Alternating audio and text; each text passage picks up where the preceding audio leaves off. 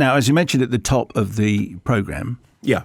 the pod The of the show, we were supposed to have Steven Spielberg on today, and we were going to have 20 minutes. And thank you very much again for all the fantastic questions that you sent in. Unfortunately, Steven then got poorly and flew home to LA. And if I had a private jet and a ranch, I would have done, precisely the same. Yes. Because the UK hasn't got a lot going for it, weather-wise, is what I'm talking about, obviously.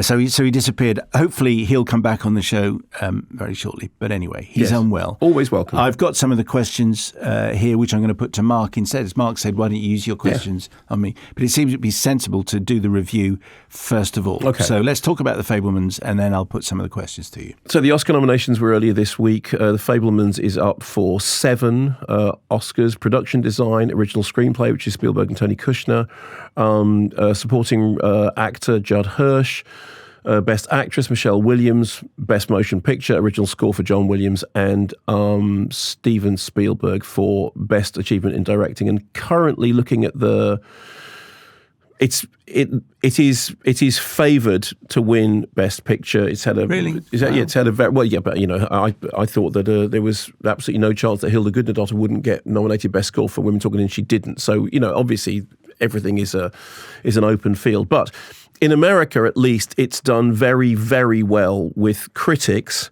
and with awards judges. Here in the UK, only one BAFTA nomination for Best Screenplay for Tony Kushner and Steven Spielberg.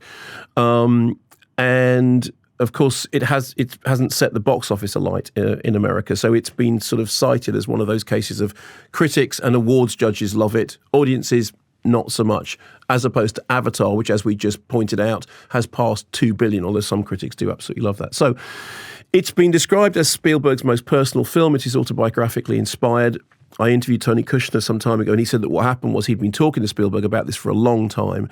He interviewed Spielberg about his childhood, and then Kushner said, and then I then took those stories and worked them into a fictionalized screenplay.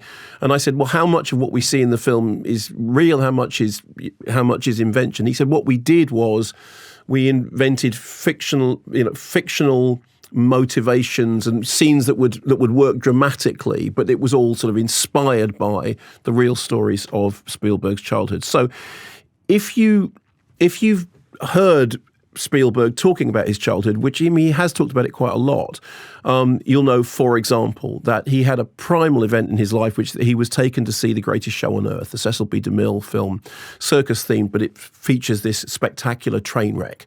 And in The Fabelmans, young Sammy Fabelman is taken to see the film. He sits there in awe. He sees the train crash. It's traumatic, but extraordinary. And his mother, played by Michelle Williams, who is very artistic, but obviously also kind of disconsolate, realizes that maybe a way of her traumatized child owning his trauma is to take a home movie camera and to film a crash of his own with his train set. And therefore he'll be able to replay it and therefore own the tragedy. And this is the sort of big philosophical centerpiece, I think, of the film, which is that learning to film the world is a way of controlling the world, but it's also a way of discovering things about the world, perhaps not things that you would necessarily, want to discover. Here is a clip featuring the Oscar-nominated Judd Hirsch. Hand me that scenery that I may chew it some more. Well, he's stealing the scene. He's stealing the scene and stealing the film, yes. So Paul Dano as Bert, who is the father, kind of rather, on the outside, sort of very ordered father who, because one of Steven Spielberg's central obsessions for a long time was the collapse of his parents' marriage, and something he felt very, very anxious about. And there is Seth Rogen as Uncle Benny, who isn't an uncle but is very, very important to the plot.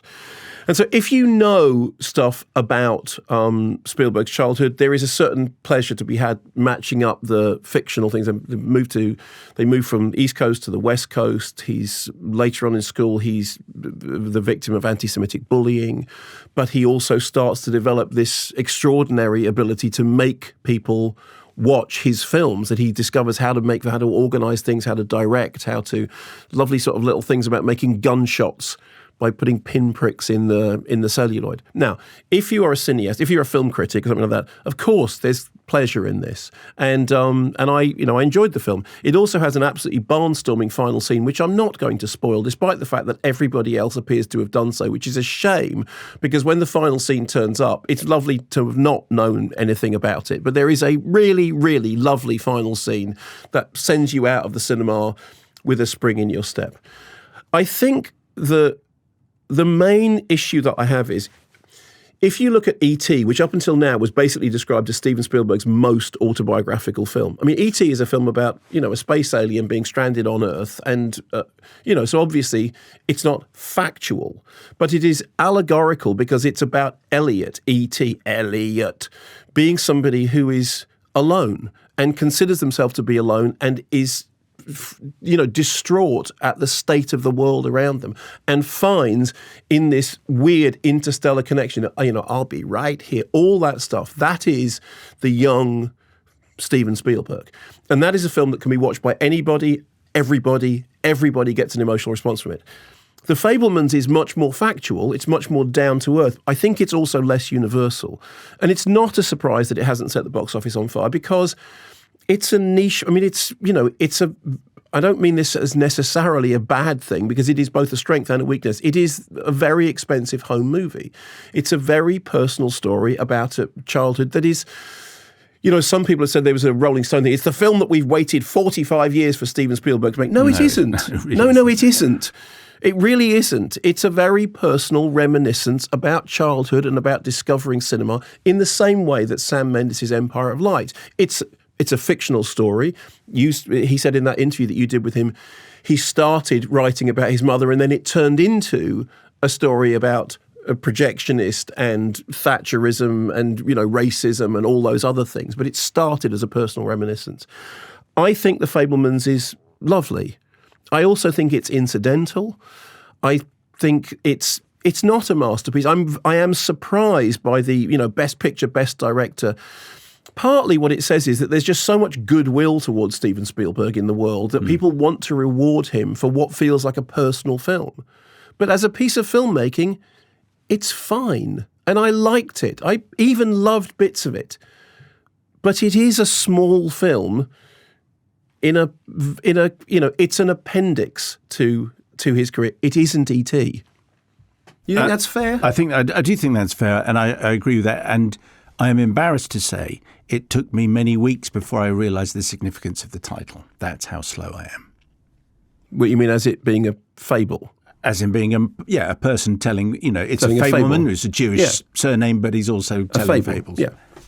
I mean, how slow is that? Answer, very slow. No, but that's not slow because it. No, I think that's perfectly fine. I think because it's spelled differently. Had it been the Fabelmans, then it would have been slightly more with a hyphen and fable kind of underlined in italics. Thanks very much for watching this video. I hope you enjoyed watching it as much as we enjoyed making it. While you're here, check out all the other videos because they're cool too, aren't they? Yeah, and if you want to keep up to date with everything Kermode and Mayo's take, then check out our social channels.